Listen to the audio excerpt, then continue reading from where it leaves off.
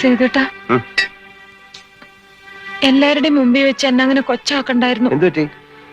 എന്നെ മാറ്റി നിർത്തി സ്വകാര്യത്തിൽ പറയായിരുന്നില്ലേ സാമ്പാർ മോശമായിരുന്നു എന്ന്? അയ്യേ, ഞാനൊരു തമാശ പറഞ്ഞല്ലേ. ഒന്നുമല്ല, പണ്ടത്തെ ആളൊന്നല്ല ഇപ്പൊ സേതുവേട്ടൻ. പണ്ടൊരു വിഷു ദിവസം സേതുവേട്ടൻ വീട്ടിൽ ഊണ് കഴിക്കാൻ വന്നപ്പോ ഞാനുണ്ടാക്കിയ സാമ്പാറിനെ എന്തുമാത്രം പുകഴ്ത്തിയിരുന്നു. ഓർമ്മയുണ്ടാവില്ല, ഞാനൊന്നും മറക്കാൻ ശീലിച്ചിട്ടില്ല.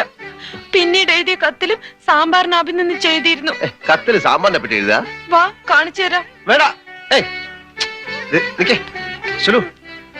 ഞാൻ ചിലപ്പോ എഴുതിയിട്ടുണ്ടാവാം. എഴുത്ത് മുഴുവൻ എടുത്തു വെച്ചിട്ടുണ്ടല്ലേ? എല്ലാം ഉണ്ട്. ഞാൻ തൊടുന്ന പൊട്ട്, ഞാൻ എടുക്കാറുള്ള ഉടുപ്പ്, എന്റെ കയ്യിലെ കുപ്പിവിളകൾ, ഇല്ല എന്തൊരു ഭംഗിയാണ്, എന്തൊരു ചേർച്ചയാണെന്നൊക്കെ പറയാറുണ്ടായിരുന്നു പണ്ട്. ഇപ്പൊ ഒന്നുമില്ല. ആര് പറഞ്ഞു ഇപ്പൊ പറയില്ലെന്ന്? ഇപ്പൊ ആണെങ്കിലും പറയാം. ആഹാ, എന്ത് നല്ല പൊട്ട്, എന്ത് നല്ല സാരി, എന്ത് നല്ല വളകൾ, ഇതെല്ലാം എന്തൊരു ഭംഗി, എന്തൊരു ചേർച്ച.